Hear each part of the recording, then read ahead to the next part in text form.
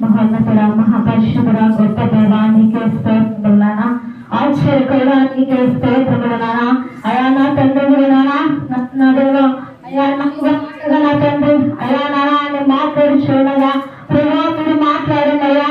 అయా నా తండ్రి నేనైతే నాకు ఏమి తెలియదు ప్రభా, నానా మీరు మాట్లాడండి ప్రభు, నీ విడంతో మీరు మాట్లాడండి అయ్యా. మీరు చేసిన త్యాగం నా తండ్రి, మీ త్యాగములు నానా నా తండ్రి ప్రభా, నీ బిడ్డలు నా తండ్రి అయా గ్రహించిన మీరు తెలియచేయండి నానా. నీ మాటలు నా తండ్రి ప్రభా, నీ బిడ్డల అనుభవం నా తండ్రి ప్రభా అయా ఉన్నట్టు నా కృప చూపించండి ప్రభా. అయా గొప్ప దేవానికి స్తోత్రములు నానా. అయా నా తండ్రి నీ మాటలు నా తండ్రి విని గ్రహించినట్టుగా నా తండ్రి మీరు తెలియచేసిన ప్రభా నానా. నీ నామానికి మీరే ఘనత మహిమ ప్రభావం పెరుగుదల తండ్రి.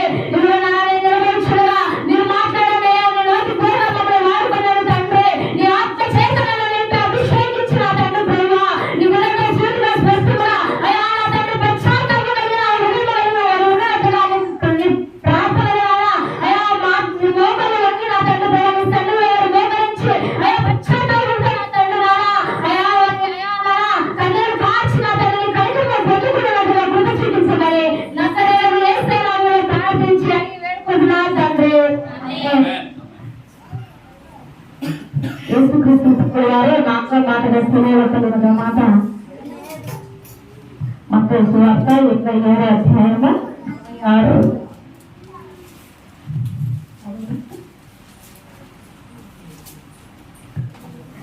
ఇంచు 3 గంటలైనప్పుడు యేసు ఏలి ఏలి లామా సబక్తానీ అని బిగ్గరగా కేక వేశాడు.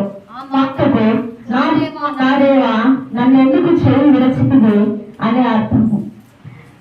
మనం చేసిన పాపం నిమిత్తమై మనం వేసిన ఆయనకు శిక్ష పరిశుద్ధాత్మ దేవునికి ఆయన పరలోకమందున కన్ననందుకు మనం పాపం కనుక మన పాపం అంతా కనుక యేసుక్రీస్తు వారి ప్రభువు మీద మోపబడింది కనుక ఆయనకు పరిశుద్ధాత్మ దేవునికి పరలోకమందున కన్న తండ్రికి అసహ్యంగా మార్చబడ్డాడు.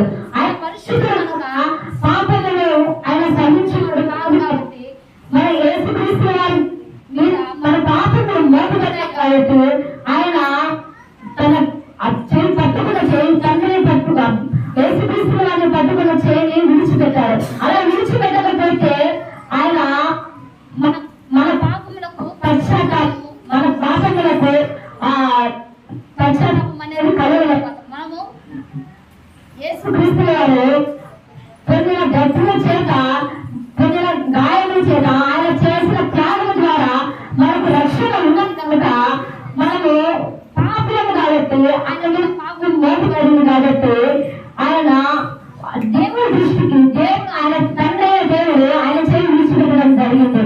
అయితే రాసిన పత్రిక 53వ అధ్యాయము 6వ వచనం చూద్దాం. మనమందరము గొర్రెల వలె తప్పిపోతిమి, మనలో ప్రతివాడును తనకిష్టమైన త్రోవకు తొలగెను. యెహోవా మనందరి దోషమును ఆయన మీద మోపెను. మన దోషం అంతా కూడా ఆయన మీద మోపబడింది కాబట్టి తండ్రి దేవుడు ఆయన చేయి విడిచిపెట్టారు. ఆయనకు అసహ్యము పాపం అంటే ఆయన అతి పరిశుద్ధుడు కాబట్టి ఆయనకు పాపం అంటే అసహ్యం కనుక మన పాపం అంటే కనుక యేసుక్రీస్తు వారి మీద మోపబడింది కాబట్టి ఆయన అతను చేయి విడిచాడు. శిష్యులు అంతా కనుక ఆయన విడిచిపెట్టినా బాధపడలేదు కానీ ఎంత శ్రమ పడినా ఎంత బాధపడినా ఎంత దెబ్బలు చేత నరకయాత్రపడినా ఆయన బాధపడలేదు కానీ ఏడ్చలేదు కానీ తండ్రి దేవుడు మాత్రం ఆయన చేయి విడిచిపెట్టినప్పుడు ఆయన అప్పుడు బాధపడి ఏడుస్తున్నాడు. తండ్రి నా దేవా నన్ను ఎందుకు చేయి విడిచితివి అని ఆయన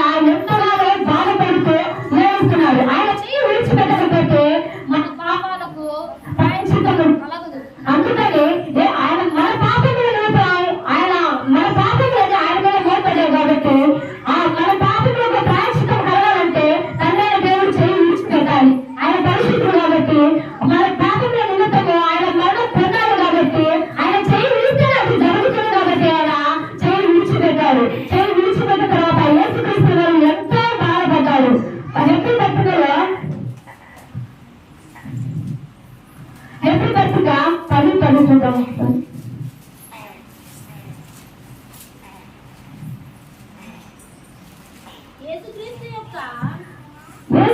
యొక్క శరీరము ఒక్కసారి అర్పింపబడుట చేత ఆ చిత్తములో బట్టి మనం పరిశుద్ధపరచబడి ఉన్నాము. అంటే ఆయన అర్పించబడాలి, ఆయన మన పాపల కోసం బలి అవ్వాలి. ఆయన బలి అవ్వకపోతే మనల్ని మనం పరిశుద్ధంగా ఉండడానికి వీలు కాదు. అందుకు కాబట్టి ఆయన తండ్రి ఆయన అర్పించబడాలి. ఆయన మా బలి అవ్వాలంటే ఆ పరిశుద్ధ దేవుడు తండ్రి దేవుడు ఆయన చేయి విడిచిపెట్టాలి.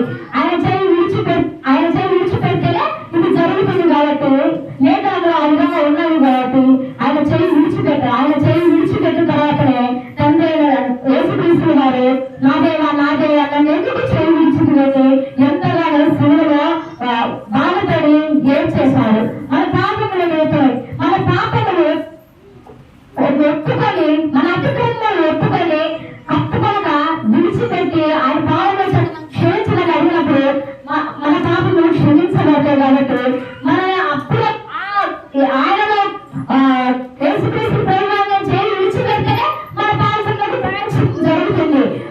అప్పుడు ఆ స్థితి అలాంటిది. కానీ ఇప్పుడు మన చేతిని ఎప్పుడు ఆయన విడిచిపెట్టారు.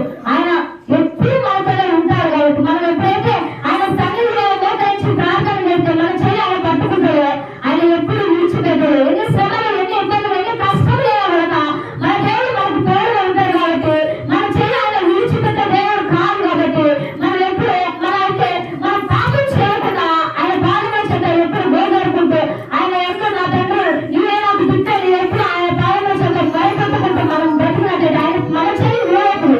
మన చేయి విడవగా నిశ్చయంగా మనము ఈ భక్తి జీవితంలో ఈ విశ్వాస యాత్రలో మన గురి ఆయన కాబట్టి గురి గమ్యానికి ఆయన చేస్తారు.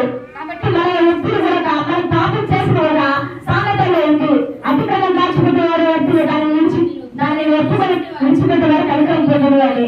మన పాపములు ఎంతగానో ఆయన కూడా నేర్పడి తండ్రి దేవునికి అయిష్టంగా ఉన్నాడు కనుక ఆయన తండ్రి దేవుడు యేసుక్రీస్తు చేయి విడిచిపెట్టారు. కాబట్టి ఆయన ఆ విధంగా మన పాపంలో నిలుస్తాము మరియు కానీ ఇప్పుడైతే మన దేవుడు ఎప్పుడైనా వరకు మనం శ్వాస విడిచేట వరకు మన దేవుడు మన చేయి పెట్టుకొని నడిపిస్తాడు.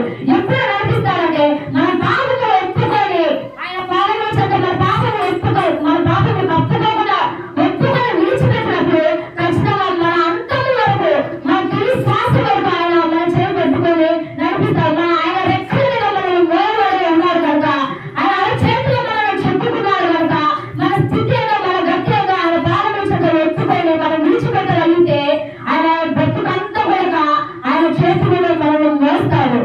ఈ మాటలు దేవుడు నాగానికి మహిమ కలుగును గాక.